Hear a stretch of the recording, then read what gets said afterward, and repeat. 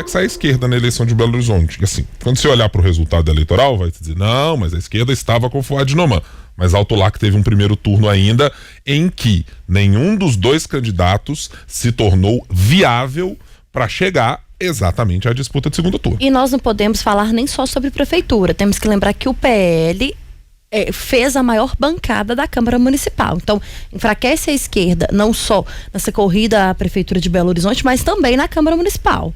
Sim, eu vejo a esquerda assim, eu acho que ela tem uma grande derrota e uma, não sei se diria pequena, assim, na hora que a esquerda, porque eu acho que a grande parte da vitória do Fouad se deve também essa questão do voto útil, né, da esquerda ter se unido ali, parte da esquerda, para votar no Fouad, mais um voto de rejeição ao Bruno Engler para não querer o PL. Então, assim, olhando no segundo turno sobre esse aspecto, eu acho que, assim, né, candidatos ali declararam seu apoio e eleitores também, mas de uma forma geral, eu acho que a esquerda, assim como no Brasil, mas falando de Belo Horizonte, ela precisa enxergar qual que é o erro, porque assim, quem é o grande líder da esquerda hoje aqui em Belo Horizonte, né? Rogério Correia, que insistiu ali na candidatura do PT, saiu com uma votação muito pequena. Duda Salabert também, que ficou Duda com o Rogério e tentando ali aquele acordo que não deu certo. Então, assim, a esquerda, ela acaba que ela sai enfraquecida como opção de voto inicial, né? Do eleitor.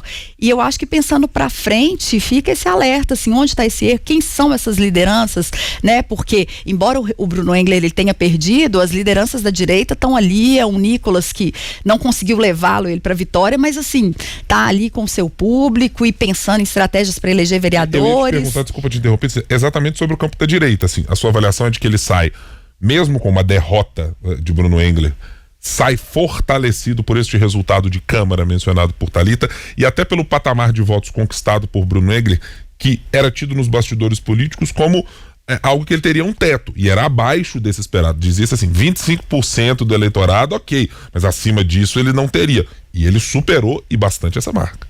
Eu acho que sim, eu acho que apesar da derrota, é uma vitória ali, né, da direita, porque assim, você pensa que o Bruno Engler é um candidato de 27 anos, ele é jovem, ele tá ali no início da vida política mesmo dele e já se colocou como um candidato forte, né, com grande possibilidade de ter virado o prefeito da cidade, concorrendo com outros que estão aí na política há tantos anos, ou que não estão há tantos anos, mas que já tem uma bagagem ali de tempo maior do que ele.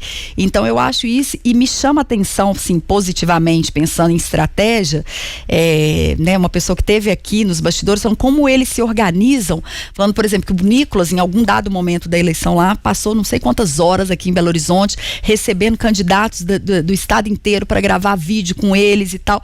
Então, assim, tem toda uma estratégia que talvez não tenha dado certo nesse momento, mas que ela está sendo construída, né, já pensando em 2026, sei lá, 2030, né, pensando assim, nessas lideranças que vão estar tanto dentro do Legislativo, na Câmara, aumentando ali, fazendo pressão e eventuais prefeitos de esquerda, ou de centro, ou de centro-direita e tal, prefeitos que não estejam exatamente com eles, mas também já construindo as suas lideranças para governador, para um próximo prefeito. Então eu acho que é um caminho pavimentado que eles começam a fazer, e nesse sentido eu acho que foi positivo para eles. Construiu a Câmara, perdeu a prefeitura, mas deixa ali e aumenta consideravelmente o número de votos que teve o Bruno Engler, né? Se pensar quando foi eleito deputado, teve 300 e poucos mil votos, agora 500 e alguma coisa. Quantos votos teve Bruno Engler? Nós temos esse número aqui, vamos pesquisar, mas aumenta consideravelmente, sim, precisa ser pensado aí também o que pode ser feito. Agora, sim. E uma coisa, só desculpa te cortando, mas que assim, que também me chamou a atenção, que volta lá na sua pergunta do início, falando da direita, no final eu acho que o Engler voltou a subir o tom,